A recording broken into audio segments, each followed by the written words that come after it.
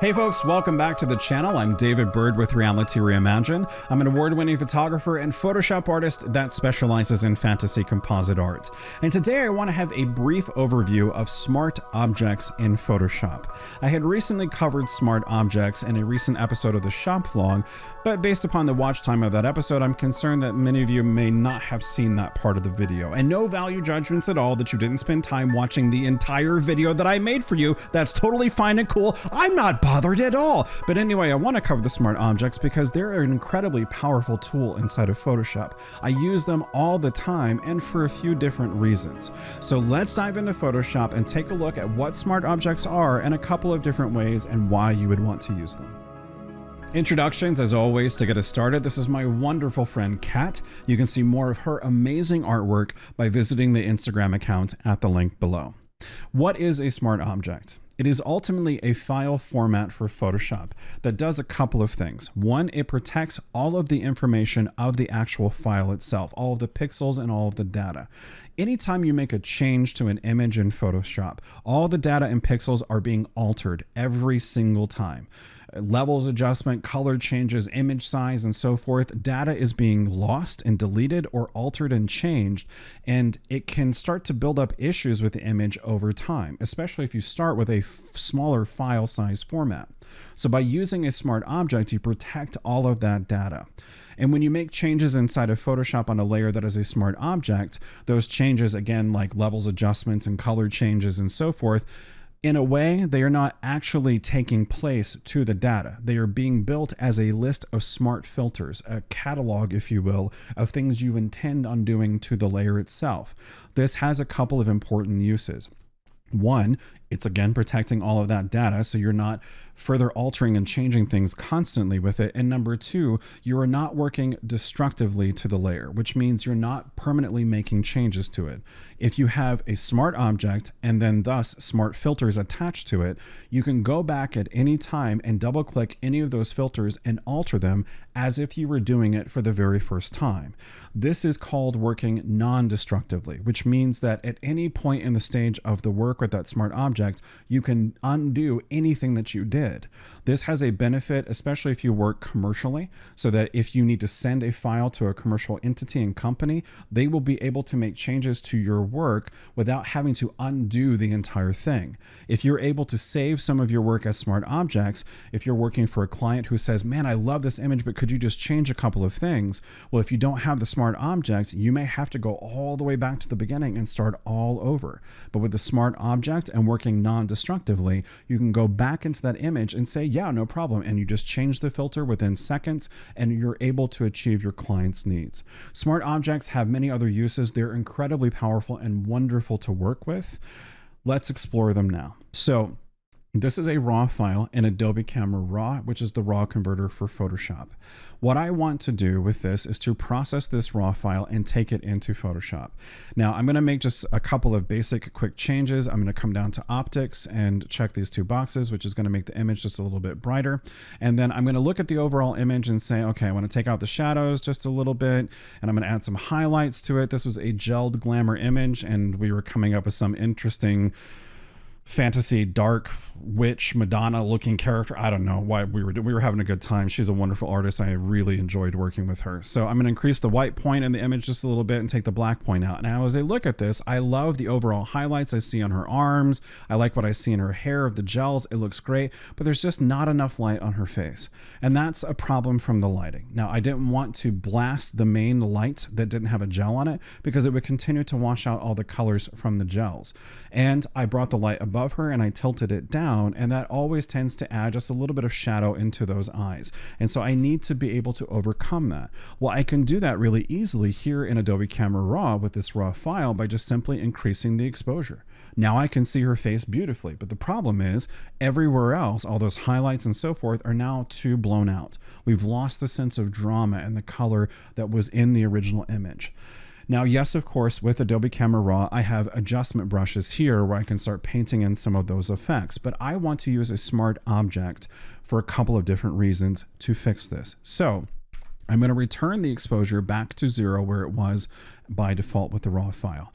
Make a couple of just little more minor tweaks and changes. I think it all looks pretty good, and that's great. So now, if I were normally to come down in the Adobe Camera Raw dialog and hit open, it would open this raw file into Photoshop, but something else happens. It changes the file format from RAW to a PSD file, which is a Photoshop document. When that happens, it's no longer a raw file, which means I can never go back to this state of data with this image. Now, a Photoshop document is a big file. It's a great file format. However, in a Photoshop document, I cannot call back to Adobe Camera Raw as a raw file. I can go back into Adobe Camera Raw for sure, but as a filter. And that means that once the raw file format is changed to PSD, compression happens with the data. It cannot help but happen because that's how file formats exist. So for instance, in digital cameras, if you're shooting in the raw format and you go into JPEG, a JPEG is a compression of the raw data of that file. A raw file is usually about 25 megabytes. A JPEG is usually like 5 or 6 megabytes because compression takes place. The sensor inside the camera, the computer inside the camera says, let's get rid of a majority of this data that's not needed because we need to get down to a smaller file format. In a way, the same thing happens between going from RAW to PSD. So I don't want that compression to take place, and I want to preserve the raw file format so I can go right back into the raw file, back into Adobe Camera Raw, and increase that exposure and have two different versions of this image that I can then use layer masks to bring together. So to be able to open this file as a as a smart object, preserving the raw file format in Photoshop, instead of hitting open here at the bottom of the screen, I'm going to hold the shift key. And when I do, it changes it to open object, which means now it will open it as a smart object. So I'm going to click that. It's going to take a moment for Photoshop to open that up, because smart objects are a pretty hefty file format, and that can take just a little bit of time. So now that we're inside of it, the way that we can tell this is a smart object is first, it's the original image number for this file. It doesn't say the word background as it typically would if it was a PSD file. And number two, there's this little icon in the bottom right corner that's like a little file structure that's supposed to designate that this is a smart object. Now, if I wanted to open this back up in Adobe Camera Raw as if it was the first time, all I have to do is double click on the icon, the thumbnail of the layer itself, and it will go right back into Adobe Camera Raw. And as you can see, all of the sliders are still exactly where they were before. It's like nothing had changed. So I have an option to say, okay, I can change some stuff if I want to, I can add exposure and so forth. But right now, if I just add exposure to this, I'm back to the original problem. I'm adding exposure, I can see her face, but it's blowing out everything else, and I don't want that. So let's return it back to 0.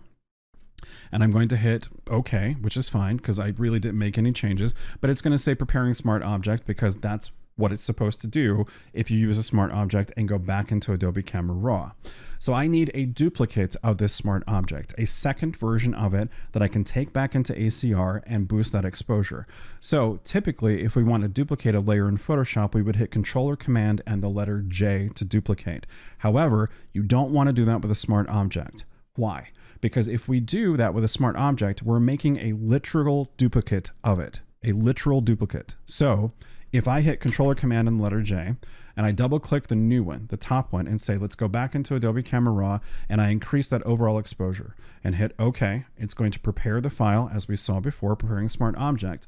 But since it's a literal duplicate, the bottom one changed too, because they're duplicates of each other. They're exactly the same. They're linked and connected together. I don't want that to happen. So I'm going to hit Control or Command and the letter Z to go one step back in my history, and I'm going to delete that new duplicate that I had made. To make a duplicate that is independent of the original smart object, I need to right-click anywhere in the layer where there's not a word or the picture, and that'll bring up a menu, and one of the options is New Smart Object via Copy. It's going to make an entirely new layer, a new smart object, by a copy of the original one. Now, when I do that, we see it says 015, which is the image file name, and then the word copy.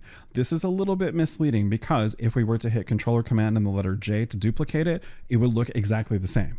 So there is no unfortunate designation right now to say this is a new smart object via copy. So they can look the same. But when I double click this one, go back into ACR and increase the overall exposure, it will only take place on this new smart object via copy. It will not change the bottom one. So I'm going to hit OK. It's going to process the smart object.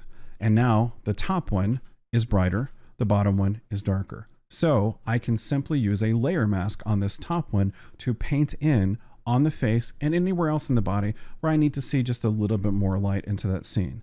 So before I do that, I want to demonstrate the smart filters, because to be able to add the mask to it, I need to rasterize both of these, which means take them from smart objects back to standard layers inside of Photoshop.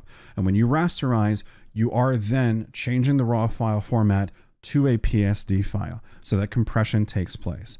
So the first use of that smart object is to be able to go back into the raw file format into Adobe Camera Raw as if it's the first time and make changes to the file, so you can build up multiple copies, new smart objects via copy, so that you can start making different changes to the image structurally, strategically inside of Photoshop without any kind of compression happening at all.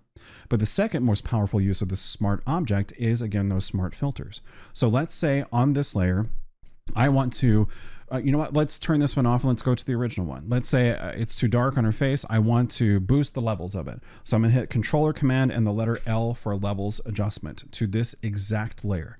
And I'm going to push this slider, the white one is the highlights. I'm going to push it up just a little bit. It's going to start making the image a little bit brighter. I'm going to take the midtones up just a little bit more. And I'm going to bring the black point and the shadows back down to start getting a little bit more vibrance into the scene. Now, actually looking at this looks a lot better than just boosting the exposure in Adobe Camera Raw. So if I was working for CAT or a commercial agency and saying, okay, I need to present a couple of different options to my client and I need to work non-destructively, I'm going to do one of them that has a brighter exposure in Adobe Camera Raw. I'm going to do another smart object that has just a levels boost to it, but I need them to decide, does it need more light? Do I need to take some of it away? I need to work non-destructively. I'm going to make it a smart object. When I hit OK, instead of the actual change taking place, we can see it in the document, in the view of Photoshop. But in a way, the change has not actually happened because we have the smart filter now attached to it. The smart filter is represented by this layer mask where we can start painting it away if we want to. And beneath it, we have the little eye icon and it says levels. So if I want to go back into that levels adjustment and say, let's change it as if it never took place, all I have to do is double click the word levels. It will open up the dialog. And again, we have the triangles, just like we did on Adobe Camera Raw, exactly where we left them. No change in a way has taken place. So we can say, oh, you know what? It's got to be even brighter than that. And boy, we need more shadows into it. Yeah, that's a hot mess. That looks good. Let's go for that. Hit OK. And now the filter has been changed. And again, it's a smart filter. So later on, when I come to my senses and go, that looks terrible, I need to change it, I can double click the word levels and go, entirely too much shadow. Let's take out all the midtones. That even looks more psychedelic and cool. Let's go with that. Okay. And then I wake up a little bit later and say, that's really incredibly stupid. Double click the word levels and come back in and say, okay, no, we got to get those midtones. And no, we got to do this. And okay, I like that. Let's make those highlights just a touch bigger. And okay, yeah, that's it. That's the magic. And we have a smart object that enabled us to have those filters to work non-destructively, preserving as much data as possible with this image.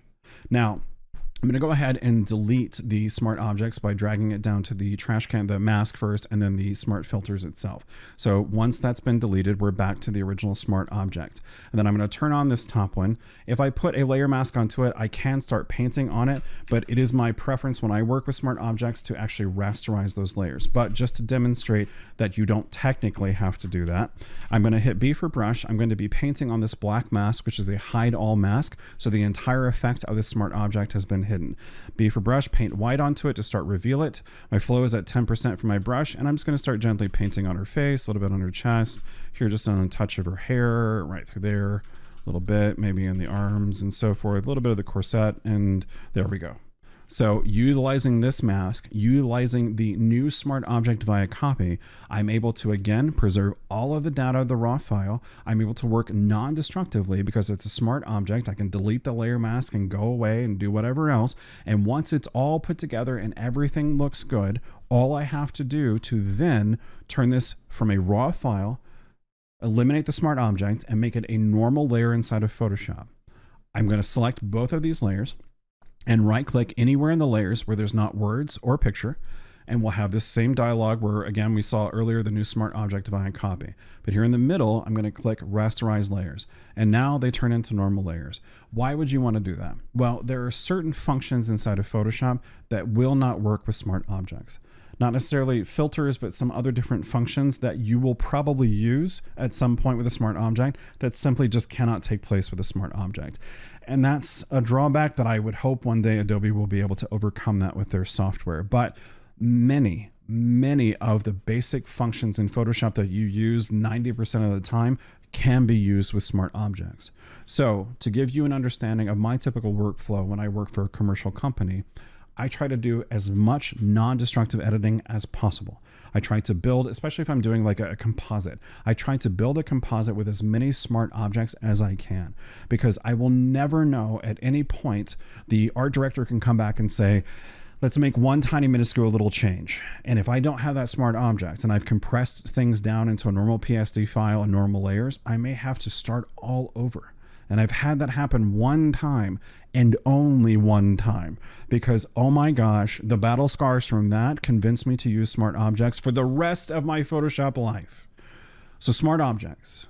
There's a few different uses, a few more bells and whistles with them, but those are the basics. To be able to preserve all of the data, preserve that raw file structure, and be able to make changes non-destructively to your image so that you can undo that or alter it or change it to your heart's content at any time you want. So let's finish up this video today with some final thoughts. The only really major drawback to smart objects is that it can increase the file size of your overall document in Photoshop. As you continue to add more and more smart objects into one document, the file is going to get bigger and bigger, and that can start to drain your computer system resources. When I work for an agency and I build up multiple smart objects because I'm wanting to work non-destructively, what I will typically do is I will save that entire file as the original, and then I will duplicate it in the computer and start working with that one. And what I do is once I get to a certain point of review of the work, in that new duplicate file that I've opened into Photoshop, the whole living document, I will start rasterizing certain smart objects to reduce the overall file size. And I'll rasterize the smart objects that I'm pretty confident we will not need to call back to at any point during the review process of the artwork itself. But if I do need to call back to it, I have the original document in Photoshop that I had saved that is preserved with all those smart objects. Smart objects are great. They're wonderful. It does take time sometimes to convert a layer to a smart object, and any layer in Photoshop can be converted to a smart object. Well, any picture layer, an adjustment layer in Photoshop can't be converted to a smart object because in a way, it kind of is a smart object, and my friend Andy pointed that out as a comment in one of the previous videos for that shop log episode. So, smart objects, they're great. I do suggest that you use them as much as possible because working non-destructively and preserving as much of the data in the image is absolutely essential and key. Do you have to do it with every single image? No. Do I do it with every single image? No. It's just when I know that I may need to protect my tush from problems and mistakes and having to start all over again. So that's the end of the video. If you like the content you found in today's video, make sure to give the video a like and consider subscribing to the channel because new content debuts each week in photography and Photoshop education. When you subscribe, make sure to hit the bell icon to be notified of that new content when you return to the YouTubes. Thanks so much for watching today, and until next time, I'll see you out there in the world of Photoshop.